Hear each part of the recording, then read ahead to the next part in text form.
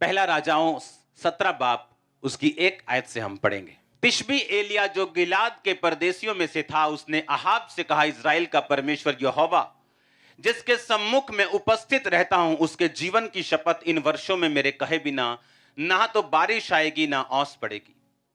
तब यहोवा का वचन उसके पास पहुंचा, यहां से चलकर पूर्व की ओर करीत नामक नाले में जो यरदन के पूर्व में है छुप जा, उसी नाले का पानी तू पिया कर। मैंने कौओं को आज्ञा दी है कि वो तुझे वहां खिलाएं। यहोवा का ये वचन मानकर वह यरदन के पूर्व में करीत नामक नाले में जाकर छिपा रहा, और सवेरे और शाम को कौवे उसके पास रोटी और मांस लाया करते थे, और वो नाले का पानी पिया करता था। क्यों मैं चाहता हूं आप पवित्र आत्मा से भरें? या परमेश्वर को क्या फायदा है अगर आप होली स्पिरिट से भरें? तो वो क्यों आपको पवित्र आत्मा से भरना चाहता है? बाइबल कहती है एलिया जो पवित्र आत्मा से परिपूर्ण था और वो गुस्सा रखता था कि लोग पाप में हैं, और बाइबल कहती उसी पाप के कारण उसने गुस्से में परमेश्वर से प्रार्थना की वचन से कि परमेश्वर तेरे वचन में लिखा तू आकाश बंद करेगा जब तेरे लोग तुझसे मुड़ जाएंगे। और उसने प्रार्थना की परमेश्वर आकाश बंद हो और तेरे लोगों को अकल आए। और परमेश्वर ने कहा ठीक है, मैं तेरी प्रार्थना से, क्योंकि तूने प्रार्थना की, मैं आकाश को बंद रखता हूं। अब जाके अपने आप को राजा को दिखा और बोल कि तेरे कहे बिना ना बारिश आएगी ना ओस पड़ेगी। और जब एलिया राजा के सामने गया तो उसने कहा, इज़राइल का परमेश्वर जिसके सामने मैं क्या रहता हूं, उपस्थित रहता हूं। मैं दिन को शाम को उसके सामने क्या जाता हूं, उपस्थित रहता हूं। अगर आप पवित्र आत्मा से परिपूर्ण होना चाहते हैं, ऐसे काम देखना चाहते हैं जो नेचर के बिल्कुल विपरीत हैं, जो नेचर के उलट हैं, अगर आप ऐसे काम देखना चाहते हैं तो आपको पवित्र आत्मा से परिपूर्ण होना पड़ेगा। पवित्र आत्मा ही एक लौता है जो ऐसे काम आपकी लाइफ में कर सकता है। यहां पे काम कौन कर रहा है? मैं कर रहा हूं? मैं तो आपके जैसा हूं। कौन कर रहा है काम? होली स्पिरिट। उतना ही कर रहा है जितना हम अपने शरीर को, अपने जीवन को समर्पित कर रहे हैं उसके सामने, वो उतना ही उसे इस्तेमाल कर रहे हैं। अगर आप 5% उसे देंगे, वो 5% ही इस्तेमाल करेगा।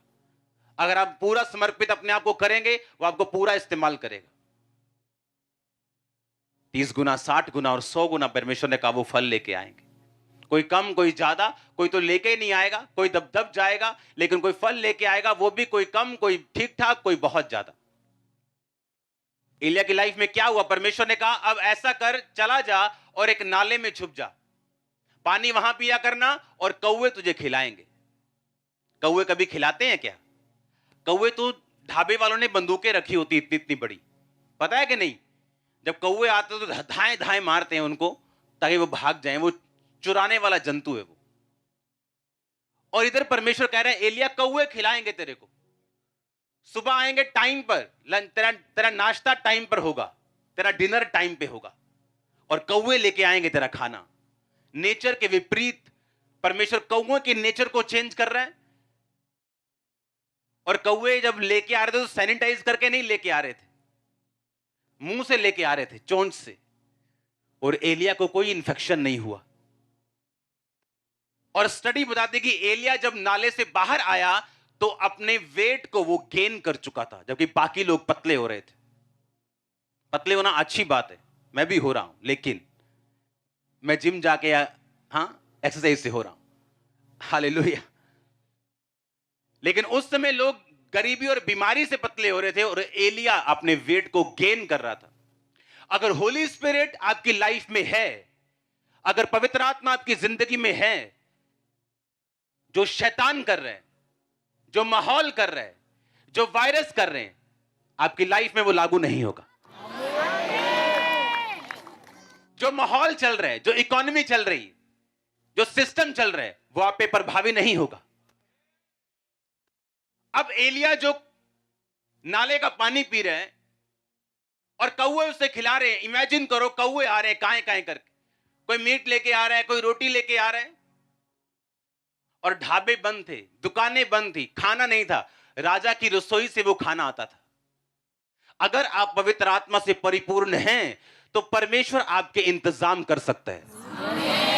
आप एक मैग्नेट बन जाते हैं सप्लाई के लिए, कि आपकी लाइफ में हर एक सप्लाई को परमेश्वर हेवनली रीति के साथ पूरा करता है। वो आपकी पढ़ाई का खर्चा हो, वो आपके बिजनेस का खर्चा हो, वो आपकी लाइफ का खर्चा हो, वो कुछ भी हो, अगर पवित्र आत्मा आपकी जिंदगी में है तो वो हेवनली तरीके से, ईश्वरीय स्वर्गीय तरीके से आपकी लाइफ की सप्लाई को पूरा करता है। अगर पवित्र आत्मा आपकी लाइफ में नहीं तो बाकी लोग जहां भी भूखमरी का शिकार हो रहे थे तो वो भी भूखमरी का शिकार होता। लेकिन बाइबल कहती है जिसके सम्मुख उसने कहा मैं उपस्थित रहता हूं, दिन और रात जिस परमेश्वर के सामने मैं खड़ा रहता हूं, मैं उसकी उपस्थिति में रहता हूं। एलिया उस लेवल से बात कर रहा था। याद रखो, एलिया कोई 18 साल का यूथ नहीं था। एलिया एक एज्ड इंसान था और सारी उम्र परमेश्वर के सामने उपस्थित रहा। गिलाद के परदेशियों में से था, कोई बहुत अमीर इंसान नहीं था, कोई बहुत मशहूर इंसान नहीं था, एक परदेसी था उस लैंड का, उस जगह का। लेकिन परमेश्वर के सामने कहता मैं रोज उपस्थित रहता हूं। जिस परमेश्वर के सामने मैं उपस्थित रहता हूं रोज, कोई सीजन हो, कोई प्रॉब्लम हो, बीमारी हो, दुख हो, तकलीफ हो, कष्ट हो, घटी हो, बढ़ती हो, हर जगह हर टाइम मैं कहता परमेश्वर के सामने उपस्थित रहता हूं। एलिया उस लेवल से बात कर रहा था जहां परमेश्वर के सामने आना, वो बैकस्लाइड हो गए, वापस आ गए, अब प्रेयर कम हो गई, अब ज्यादा हो गई, अब काम होगा कि नहीं होगा, फाइट चल रही है दिल में, पता नहीं काम होगा कि नहीं होगा, होना चाहिए मेरा विश्वास तभी मजबूत। ये सारे ड्रामे से एलिया ऊपर आ चुका था। ये ड्रामे होते ना जो शैतान के, कि वो कह रहा है तेरा वीजा नहीं लगेगा, नहीं नहीं वीजा लगेगा, हमारा विश्वास वीजे पे टिका हुआ है। तेरी हीलिंग नहीं होगी, नहीं नहीं मैं मेरी हीलिंग होगी, उसके कोड़े खाने में चंगा हो चुका, नहीं होगी तेरी हीलिंग, नहीं नहीं हो। उस लेवल से ऊपर आ चुका था। वो चंगा करे ना करे वो मेरा परमेश्वर है। हाँ, हमें मालूम है उसके कोड़े खाने से हम चंगे हो चुके हैं। जिस पोजीशन से भी हम निकले, जिस मुसीबत से भी हम जाएं, जहां पर से भी परमेश्वर में निकाले, जब वो इस लेवल से ऊपर आ जाते हैं कि होगा कि नहीं होगा, अगर नहीं हुआ तो मैं ये कर लूंगा, हुआ तो मैं ये करूंगा, हो गया तो मैं सेवा करूंगा, नहीं हुआ तो मैं एक इस लेवल से ऊपर आ चुका था। क्योंकि पवित्र आत्मा की भरपूरी उन लोगों के लिए नहीं जिनके साथ अभी ये फाइट चल रही हैं। मैं आपको सच कह रहा हूं, ये उनके लिए नहीं। पवित्र आत्मा की भरपूरी उस इंसान के लिए जिसको ये भेद हो चुका है कि यीशु मसीह एकमात्र और जीवित परमेश्वर है।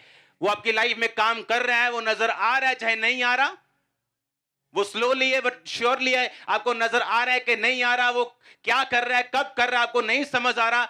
अगर आप इस लेवल से ऊपर उठ चुके हैं तो पवित्र आत्मा की भरपूरी फिर आप लोगों के लिए। आप मेरी बात समझ रहे कि नहीं? क्योंकि ये फाइट्स मेरी लाइफ में चलती थी। मेरी हीलिंग बहुत जरूरी है, अगर मैं हील ना हुआ तो मैं सेवा नहीं कर पाऊंगा, मेरी हीलिंग बड़ी जरूरी है, अगर ये ना हुआ तो मेरा विश्वास कैसे बढ़ेगा। जब ये सब चीजें मेरी लाइफ से निकल गई और मुझे मालूम था हीलिंग हो ना हो, मुझे सेवा करनी है, तब से पवित्र आत्मा की भरपूरी मेरी लाइफ में शुरू हुई।